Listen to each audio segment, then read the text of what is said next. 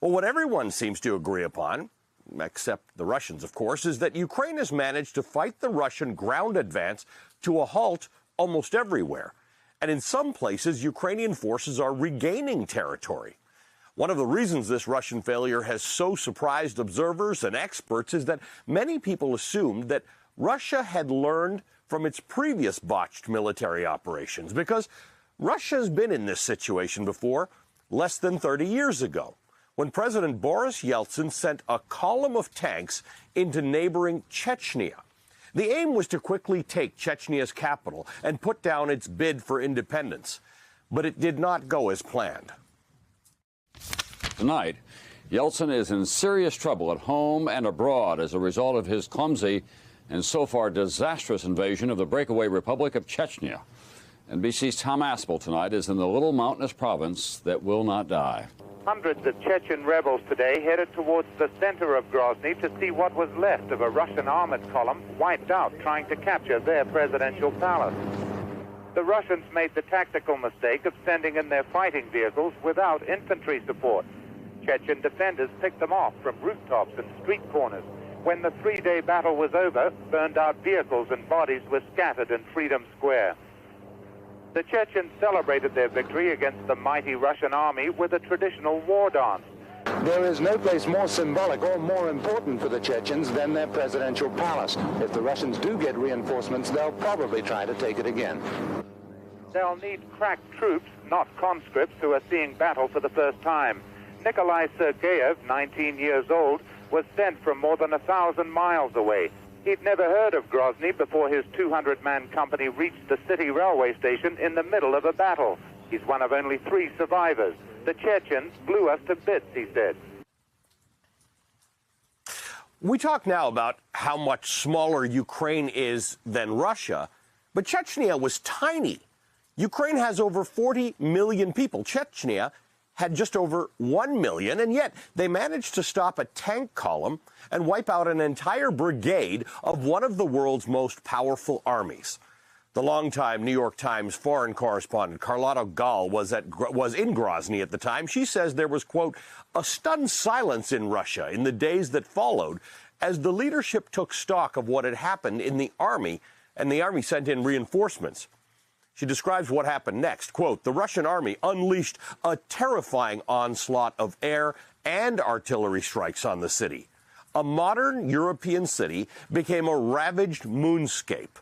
I remember how buildings were shorn in half and the contents of people's lives spilled out of their apartments into the open air.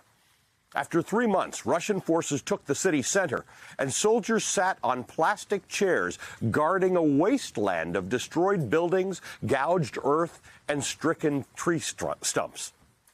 Now, after leveling the place, Russia signed a peace deal with Chechnya, but Russia didn't seem to have gotten much out of the whole deal besides widespread destruction and tens of thousands of deaths. The peace deal even seemed to tacitly acknowledge Chechnya's independence, but then Boris Yeltsin tapped Vladimir Putin to be Russia's prime minister. And Putin decided he was going to finish the job.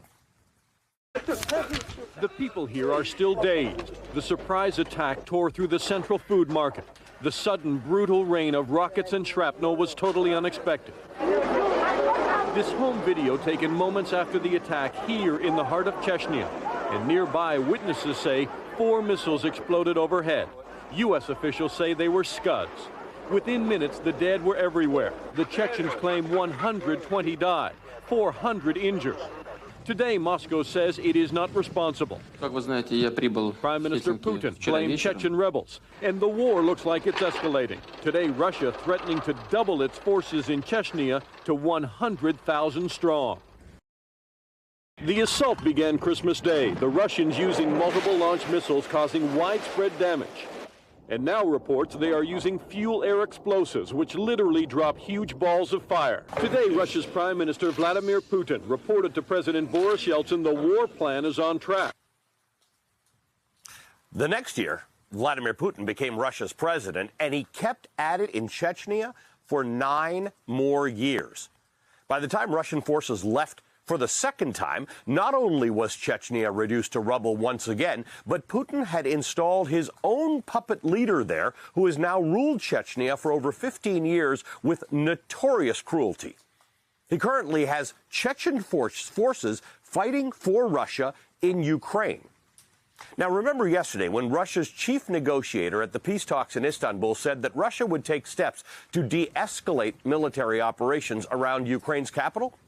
Well, today, Putin's hand-picked despot who controls Chechnya put out this video in which he says that Russia's negotiator was wrong.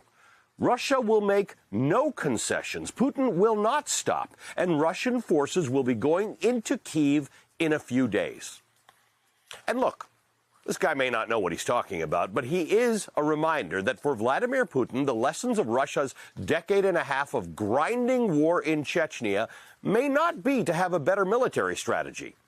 The lesson Putin may have taken is that if you reduce a place to rubble, you get to install your most loyal, ruthless henchman to run it, someone who will be your biggest cheerleader in your next invasion. Everyone's suspicion is that Putin may just be using these peace talks to buy time, to regroup and launch a new offensive. Despite Russian claims that they would de-escalate around Kyiv and Chernihiv, this was Chernihiv this morning. A market building destroyed by Russian strikes overnight, eerily similar to that market attack in Grozny 23 years ago, though thankfully there were no reports of casualties today.